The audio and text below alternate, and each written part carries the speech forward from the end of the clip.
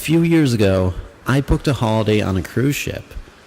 I was staying in cabin 105.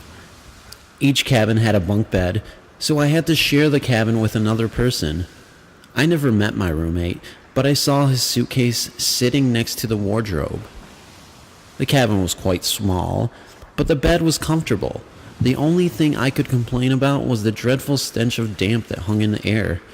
That night, when we set sail, I was tired, so I went to bed early and chose the bottom bunk.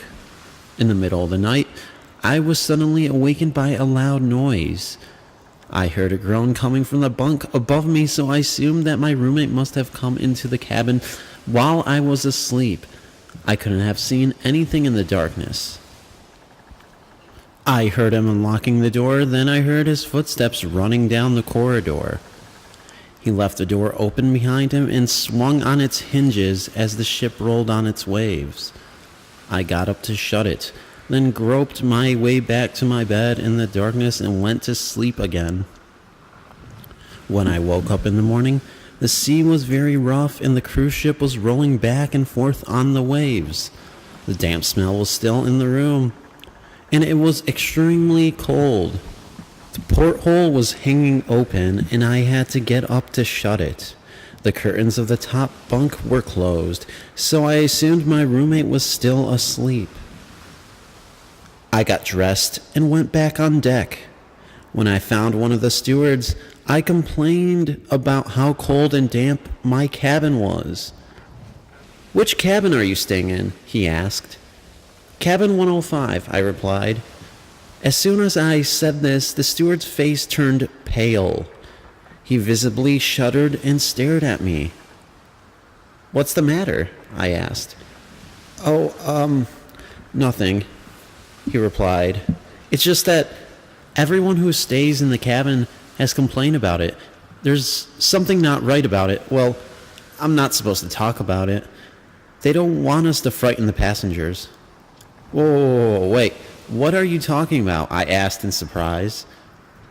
The steward looked over his shoulder and lowered his voice. "I don't want to lose my job," he whispered.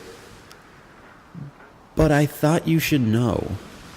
On the last 3 trips, all of the people who have slept in cabin 105 have jumped overboard." With that, the steward walked away. I wasn't sure if I should take him seriously. When I was eating breakfast, the captain came down to see me. "Have you seen your roommate?" he asked. "No, I replied. "Why?" He has seemed to have disappeared," the captain said in a low voice. "We're afraid he might have jumped overboard." "He's the 4th then," I exclaimed. When I realized I knew about the other 3, the captain became nervous. "Don't mention this to the other passengers," he said grimly. "We don't want a panic on our hands." That night, when I went back to my cabin, I pulled back the curtains on the top bunk. It was empty. It gave me the creeps to think that the man who slept there was probably dead now. I got undressed and laid down on my bed to get some sleep. In the middle of the night, I was awoken by a banging noise. It was freezing cold, the porthole was wide open again, and it was banging against the wall.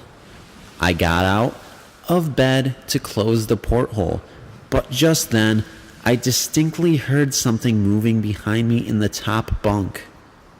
I turned to look, but it was too dark to see anything.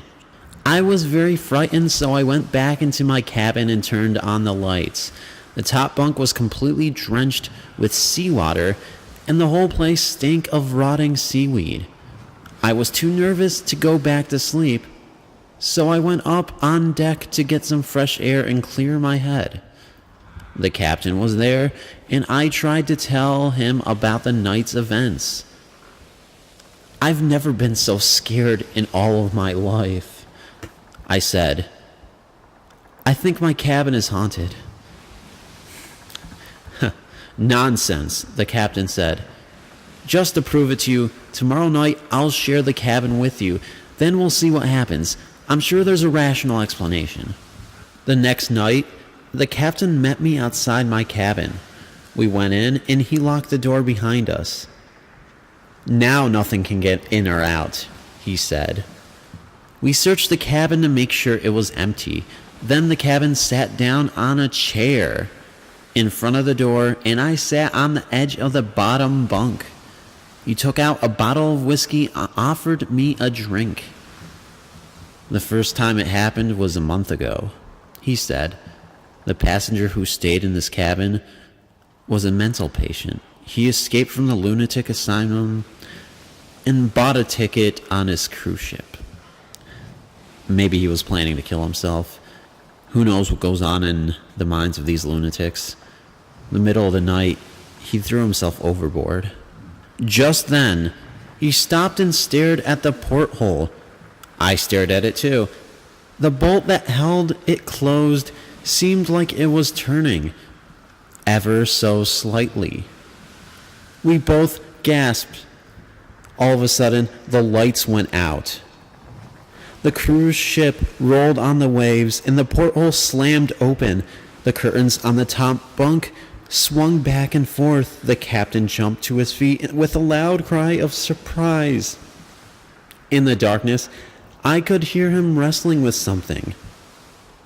"There's something in the top bunk!" he screamed.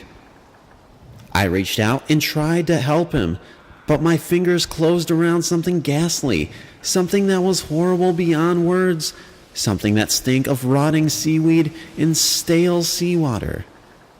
It was a slippery, oozy, horrible thing, the pale, bloated corpse of a drowned man.